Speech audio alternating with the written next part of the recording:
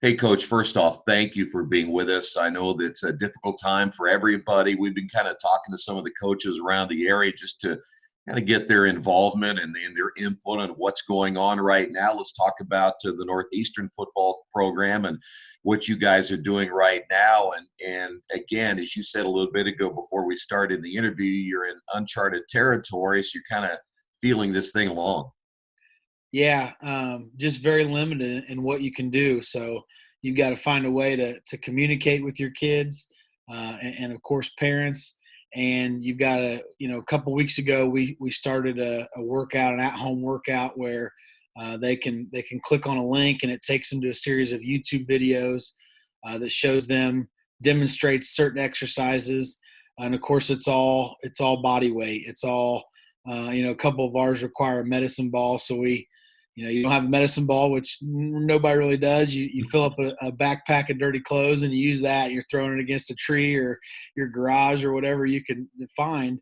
But it's also hard to be able to hold kids accountable. A big part of what you do in the off season is doing things together and kind of developing that chemistry and figuring things out and who your hard workers are. And now you send out a message and you get responses, and it's kind of the honor system. You hope they're doing something, and we're trying to motivate them, and, to try to do more than our opponents are doing, and to get them to get something out of this time. And a lot of our kids are working and doing some manual labor, which is always sometimes even better than what you can do in a weight room.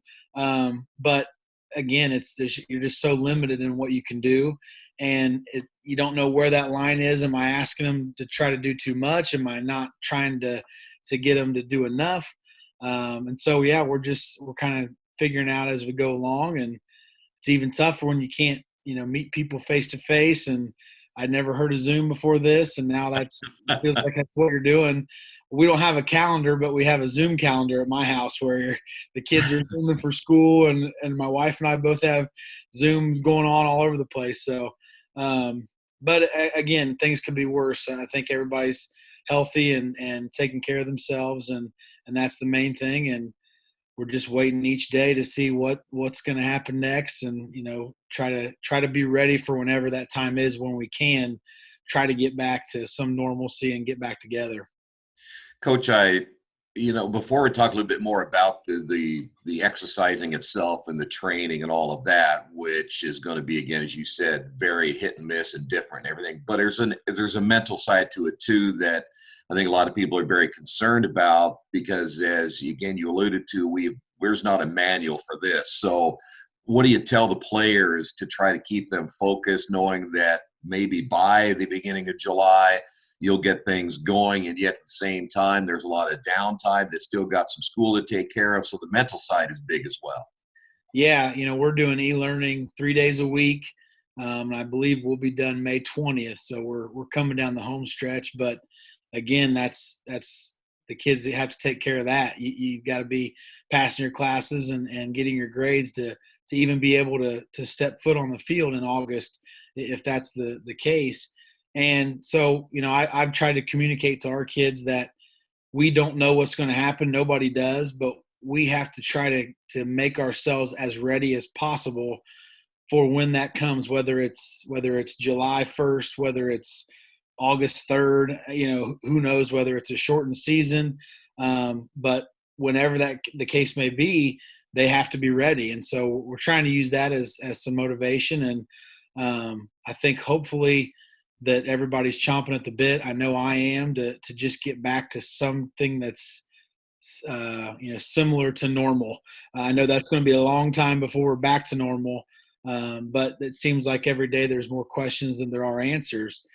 But each kid can only control themselves, and especially at this time, everybody's just kind of isolated, and you're doing things on your own, and it's going to be a testament to how intrinsically motivated these kids are. Are they going to take advantage of this time and opportunity and find something to do and do the workouts we're providing them, and to get themselves ready, and they just hope that their teammates and everybody else is doing the same. When you speak of that, as you said, not everybody has a weight room at their house or in their basement. So the weight aspect of it and the training you do there, which and being a football coach in any sport these days, that's vitally important. Can you make up the lost time on that? And if you can try to, depending on this timeline, you're going to butt yourself right up to the beginning of the football season. How do you make up for that? I was talking to another coach, and it's going to be a throwback, back 20, 30 years ago when nobody was doing a whole lot in the summers, as far as certainly not football team things.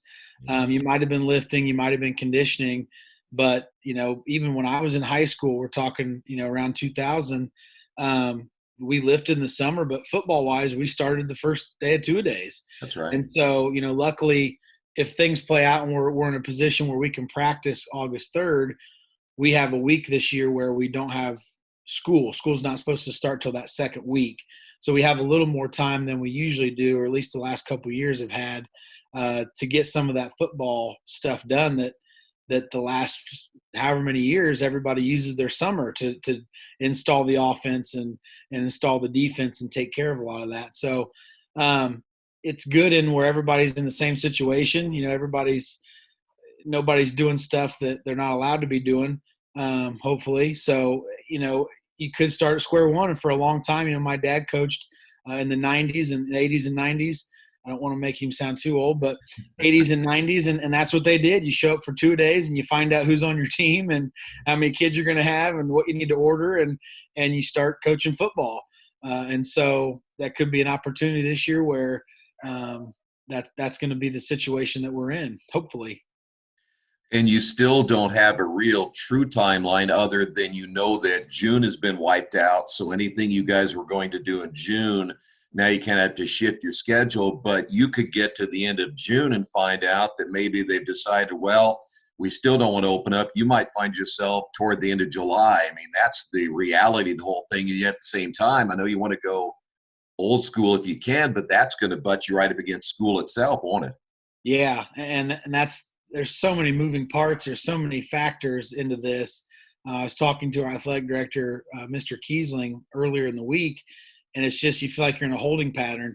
You've got all this time, and I want to. Well, let's start planning July. Let's get some things figured out, and you might just be wasting your time. Something is going to get, maybe the first 2 weeks in July you can't do any contact, or there's just so many variables, and the school's another. Are we going to be ready to go back to school the second week of August like normal, or are we going to be under a modified schedule? Is e-learning going to be extended?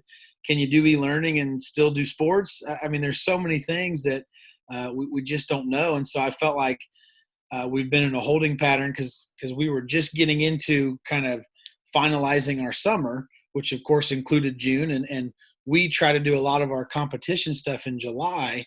So we were kind of okay with if we miss June, we're in good shape, but it's still nothing is in cement. You have no idea. And the other big factor is June is for small schools a huge month for basketball. Yeah. And so in June you're sharing athletes a little bit, and then their basketball kids are done in July, and football kind of takes over. You've got baseball in there too. You've got everything, and now let's say July is our month where we can hit the ground running July 1st or whatever that may be. And, we have to sit down and come up with a schedule where our athletes can accomplish multiple things still while trying not to ask too much of them. Yeah. Not taxing their bodies, too much. And, but our coaches, we're lucky in Northeastern. I think a lot of places around here are as well, as our coaches work really well together. Coach Ross actually and I had this conversation a couple months ago that this was a possibility. June might be out, and they're going to be using July where they normally haven't, going to tournaments and team camp, and of course that's our big month kind of leading up too. So we're fortunate. We work together really well. Mr. Kiesling's great. Coach Bray on the baseball side of things is awesome as well. So I'm if we're in that position where we're having to sit down and make a schedule for July, we'll all be thrilled to death, because that means we're hopefully getting back to there's a glimmer of hope that fall sports are going to happen, and we're not going to lose anything else. I hate to kind of go to this direction, but there was an article recently in the Indianapolis Star that talked about the IHSA and the amount of money they would lose if they did. Of course, they talked about how much they lost in basketball, but they also know how much they would lose in football. And a lot of programs overall depend on what happens with football and basketball. If there was not a football season, can you imagine what that would do to a lot of programs, not only at your school, but others? Yeah, and that's I don't I don't envy athletic directors ever, but especially not during these times because you're seeing it at the college level where some things are getting cut because of loss of revenue, and high school's kind of set up the same way. You have your a lot of money is made on Friday nights in football and as well as girls and boys basketball, and so it's scary. And if you have to make those decisions, are they temporary decisions that you can bring things back down the road? I mean, I hope that would be the case. Um, but again, there's so many unanswered questions, and um, even as we move forward with the phases, we could have setbacks, and then the things you planned and kind of the timeline you set up in your head, and I've got parents asking, what are we doing, and there's just you don't know what to tell them because it's so fluid, and so you might have to be changing that calendar as you go as things happen across the state and in our region. So in my opinion, I've tried to, I think less is more right now, not do too much, get too worried, make too many plans, and you just trust our state officials and the IHSAA and your building administrators that we're going to do what the most that we can that's the safest for everybody.